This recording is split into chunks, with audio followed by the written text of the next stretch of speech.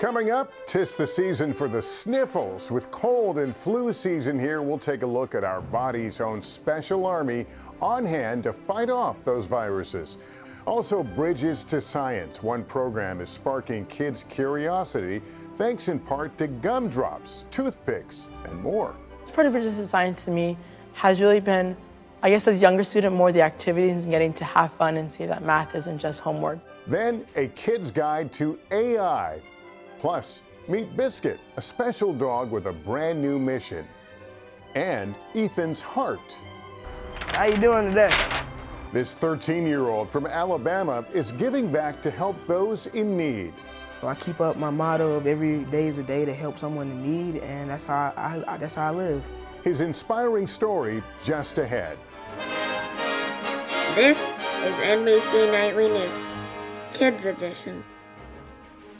Welcome back to Nightly News Kids Edition. I'm Lester Holt. It is great to be with you on a Saturday morning. Hope you're enjoying your weekend so far. We've got a terrific lineup ahead with lots of fun in store for you guys, including trolls. You're the guy from Brozone. We were just listening to them. They're back, and we have the details. But we want to begin today with one of the stories making headlines, the flu season. It is officially here. Health officials say flu activity continues to rise across the country, especially in the South. And one word that's been in the news a lot these past few years is antibody. So it got us thinking, just what is an antibody and why is it so important, especially this time of year? Our good pal, Dr. John Torres, explains. Germs are tiny living things found almost everywhere. They're so small you need a microscope to see them. Now, most germs don't hurt us, but there are some that can sneak into our body and make us sick. Viruses are a type of germ. These germs get inside our cells, multiply, and can make us sick. They include coronavirus, the flu, RSV, and the common cold. And when we get sick, our immune system inside our bodies tries to fight them off without us even knowing about it. We're talking about our antibodies. So, just what is an antibody? Well, antibodies are what our bodies use to fight off germs like coronavirus and the flu. Picture your body with its own special army. When a virus gets inside our body, our immune system acts like an army and attacks the germs to get rid of them. It uses antibodies, kind of like soldiers that are specially trained to attack that one type of germ. But the first time a new germ, like coronavirus, RSV, or the flu gets inside our body, the immune system doesn't really know what to do with it. It takes a few days to teach these antibodies, these soldiers, to attack the virus and to get rid of it. But then, once that germ is gone, the antibodies go back into a kind of resting mode. The soldiers retreat. They wait, constantly watching to see if it shows up again, at the ready to defend if needed. If the germ does show up again, then the body is ready with specially trained antibodies that are prepared to quickly get rid of it. One of the reasons some people get so sick with viruses is because it does take a few days for our soldiers, the antibodies, to learn how to fight off these new germs. So if someone has recovered from the flu or coronavirus, they do indeed have the antibodies, but scientists are still not sure just how long those antibodies will protect them. And that's why vaccine shots are so important to keep us healthy. Vaccines can trick our body into developing these specially trained soldier-like antibodies even before germs are around. So the first time it does see a new germ, it knows how to attack it and get rid of it before it can make us sick. Viruses can spread multiple ways. We know they spread through the air, some also pass through saliva, and also by touch. So the best way to stay healthy all year long, especially in the cold and flu season, is to get vaccinated, eat healthy, get plenty of sleep, and exercise or play around as much as you can. Plus, don't forget to wash your hands. Really fascinating. Dr. John Torres, thanks so much. Now for what's on your mind, and it's a topic that's been in the news a lot lately. We received this interesting question from one of our viewers. Watch. Hi, Nightly News Kids Edition. My name is Maisie. I'm 9 years old and I live in Houston, Texas. I heard a lot about artificial intelligence lately from my dad. What's the history of artificial intelligence? Thanks for answering my question. I heart the show. All right, Maisie, thank you. That's a really great question. Thanks for watching, first off. Everyone, though, does seem to be talking about artificial intelligence, or AI, and it's something that really fascinates me personally. So let's try to answer your question. Artificial intelligence, or AI, is the ability for a computer or a machine to think and to learn. That's right. Artificial intelligence, or AI, is a tool, just like other types of technology. Whether or not you realize it, there's a good chance that you've already interacted with AI in your everyday life. So for example, if you've ever asked Siri or Alexa a question before, that's an example of AI. Basically, what Siri is doing is it's listening to your question, it's analyzing it, and it's providing you with an answer, or it's able to perform a task for you. And again, that's using AI. Another example of artificial intelligence, and one you may or may not be allowed to use in school, is a chatbot. But unlike Siri or Alexa, which both are activated by your voice, chatbots are a little different. The information they are being activated by is something you've written. Chatbots have existed for a really long time, but what's neat about AI chatbots, and especially the more recent versions, is that there's much more robust and complex than they used to be. So they're able to do things like hold conversations, answer really complicated questions, and even answer some of your follow-up questions as well. AI technology can also help create images, like this astronaut turtle on the moon, or even me playing bass guitar. And guess what else? Say you're watching a program on one of your family's favorite streaming platforms, and other recommended programs pop up that you might like. Well, that's AI. Basically, what the machine is doing is it's analyzing what you watched in the past before, and it's providing you with a recommendation of what it thinks you might enjoy, based off of your watch history and what other people who seem similar to you might have watched in the past before as well.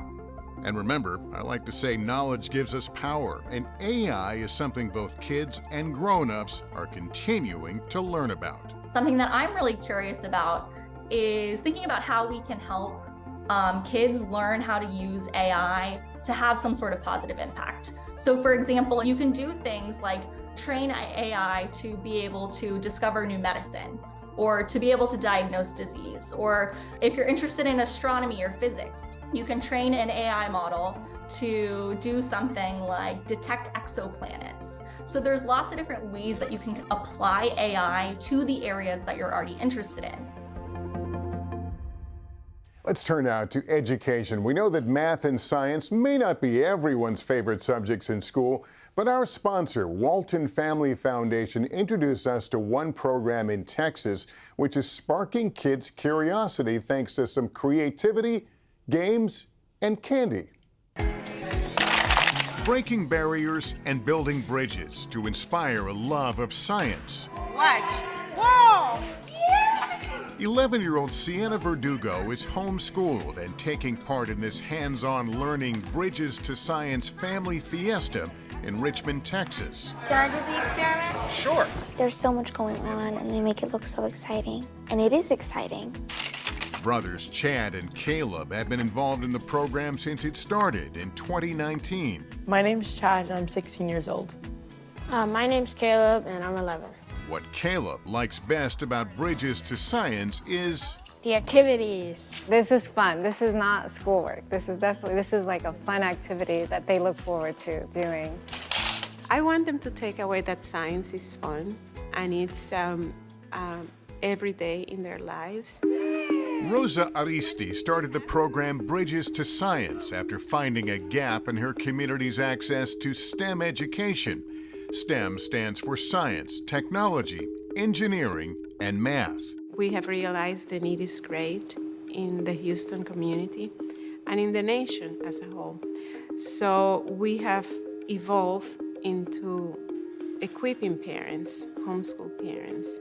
So our events are now not just for the students, but for families. This is so far. At each table, there are different hands-on activities to learn about.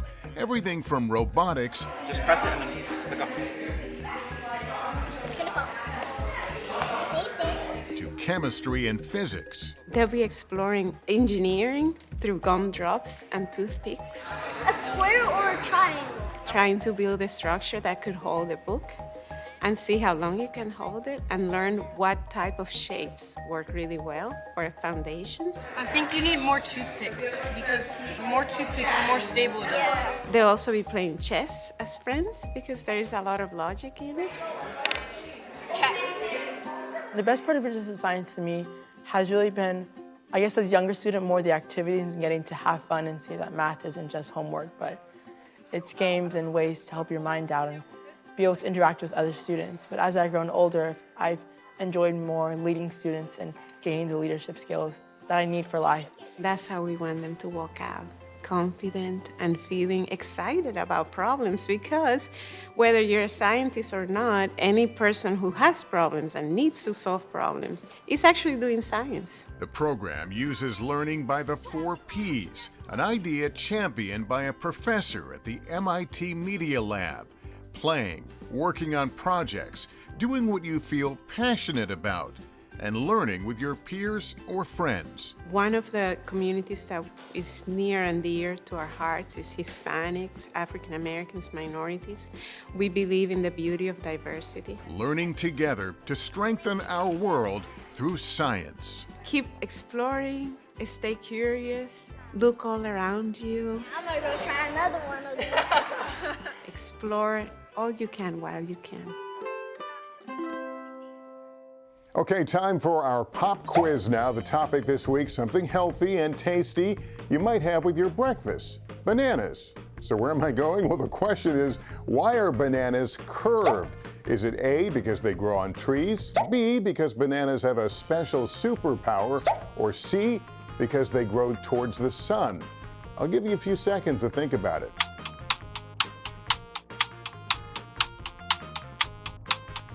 Okay, time is up. The answer is C, because they grow towards the sun. That's right, experts say instead of growing towards the ground, the fruit grows against gravity, looking for sunlight, and that's what eventually gives the banana its familiar curved shape. Fascinating, right? Well, just ahead, a big mission with a tiny footprint, or more like paw print. We've got the story of a very special lab who's ready to serve. Plus, trolls are back on the big screen. I can't believe I remembered every word and every step. Looks like your band-aids aren't behind you. We've got the details. And we'll introduce you to this teenager who is spreading kindness and inspiring America. Welcome back to Nightly News Kids Edition. This morning we are updating you on a story we brought to you about 2 years ago about a very special dog who was on a mission to help veterans. Let's get details now from our good friend Laura Jarrett. Meet Biscuit. He's been in training for a couple of years. We first met Biscuit back in 2021 when he was just a pup and joined the NHL's Washington Capitals team. Good boy. Named after a hockey puck, Biscuit immediately became an all-star among the players. Oh, there is a puppy. Can we sit pretty? Wow, we can. Wow. The Capitals teamed up with America's Vet Dogs, an organization which pairs veterans with four-legged friends. So our dogs, have outstanding training. They work with individuals who have visible disabilities and invisible disabilities. Biscuit learned a lot of things during his training, including socialization. Come here, buddy. Deanna Stone is a puppy raiser and was sort of like Biscuit's teacher. She spoke with our friend Kevin Tibbles in 2021. What do those eyes do for people who need assistance? I think those who need assistance look into the eyes of their dog, and I just think they can easily put them at ease. Maybe if they're having a bit of a tough moment, that dog really looking at them and connecting with them, they understand that's what it's all about. And I do believe that the heart rate, the blood pressure probably all lowers just a little bit. Now with his training mission complete, Biscuit got his first assignment. Biscuit's uniform will be donned, signifying the pivotal moment when our CAPS pup embarks on his new journey as a facility dog at Walter Reed National Military Medical Center, uniting with our facility dog team to dedicate his service to provide comfort and help our patients and staff at Walter Reed. last week, Biscuit was formally placed as a facility dog at Walter Reed National Military Medical Center in Maryland, just a short distance from where the Capitals play. This is what it's all about. This is what the last 2 years have been about with Biscuit, with the Capitals. The Chocolate Lab is the 7th facility dog at Walter Reed and now the youngest at just 2 years old. Biscuit will be on hand to help veterans, wounded warriors, and other patients being treated at this hospital who are hurting in some way, including easing their stress. Biscuit's going to be able to help hundreds of veterans every day. And you can just see the smiles on people's faces as he enters the room. You see their entire demeanor change. Everything kind of just stops for them for a moment. He's already doing great things for us. He's visiting with our children, with our wounded warriors, and we're just so very grateful. In addition to getting his very first orders, Biscuit was also sworn in as an honorary corporal in the United States Marine Corps. He will bear unconditional love and allegiance to the same. That you take this obligation freely without any promise of treats after this swearing in, and that you will faithfully discharge the duties of love, caring, and comfort for the Marine Corps' heroes, so help you God. A new mission for Biscuit, lending a hand or paw to someone who's struggling. Laura, thanks so much. And Biscuit, good luck. In this week's Spotlight, some fan favorites are back on the big screen. Fluffy, colorful hair and all. I'm talking about Trolls. Trolls Band Together is the latest movie in the Trolls series, and it's playing in theaters this weekend. We get details from our Kids Edition correspondent, Milena. Come on, guys, it's time!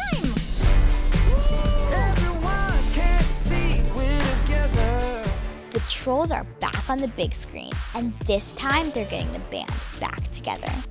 Trolls Band Together is the 3rd movie in the Trolls series, bringing back stars Anna Kendrick. Have an awesome honeymoon. I love you guys. And Justin Timberlake. Help us, Rhonda! She's got the scent! As Trolls Poppy and Branch.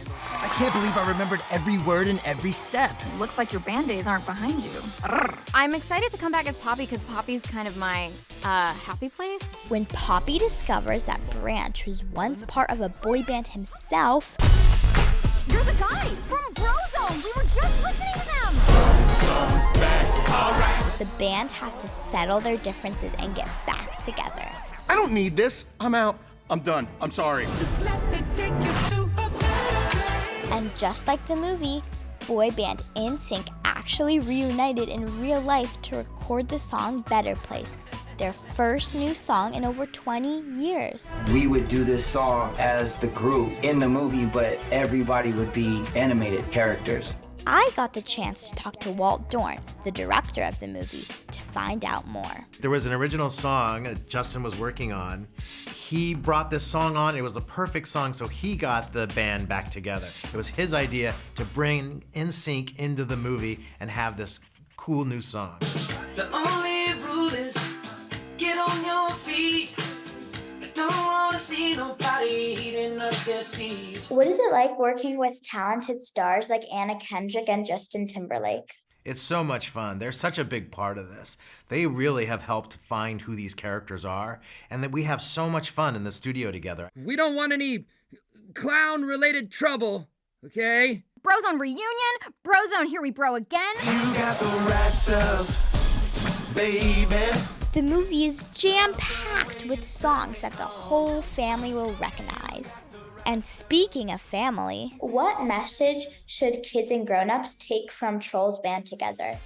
There's a lot of good messages in there, and I think number one is the importance of family. How that family is irreplaceable, but sometimes being in a family is hard. It's not easy. I don't know if you would agree, but you know, family's great, but sometimes it's hard. And most of all, I would say the power that we can have doing things together. Not trying to do everything perfect, but as long as we do it together, there's nothing we can't accomplish. Oh my gosh, hello! Trolls Band Together is in theaters now. Wow! Too much hustle is a thing. Huh. Look at that. Milena, thanks very much. We should note Trolls Band Together is produced by DreamWorks Animation and distributed by Universal Pictures. which is owned by our parent company, NBC Universal. Finally, in our Inspiring Kids series, one 13-year-old from Alabama is giving back to his community, helping those who are struggling, one blessing bag at a time. Our friend Kristen Dahlgren with that story. Ethan Hill has a giving heart. So I keep up my motto of every day is a day to help someone in need, and that's how I live. The 13-year-old has been helping those in need in Birmingham, Alabama for several years through his organization, Ethan's Heart Bags for Blessings. Ethan's Heart is my nonprofit that I started about 7 years ago now. This services the homeless community in Birmingham by providing them with the essential services needed to survive another night on the streets. We got enough toothbrushes, hats, socks, gloves are all good. It all started back when Ethan was just 6 years old and noticed someone on his way to school. Every day I was passing by this homeless gentleman on my way to school, and he lived up on the freeway. It didn't sit right with me, so that year I used my $100 Christmas money and I bought supplies for him and the others that were like him at that time. He was really happy, but he was humble. He was like, I don't need this stuff right here. You can take it. And he led us into the direction of other people who are in need. Since then, Ethan has expanded. Good morning, good morning. How doing this morning? With the help of family, donations, and volunteers, Ethan's Heart has distributed over 5,000 care packages to the homeless and those at risk of homelessness.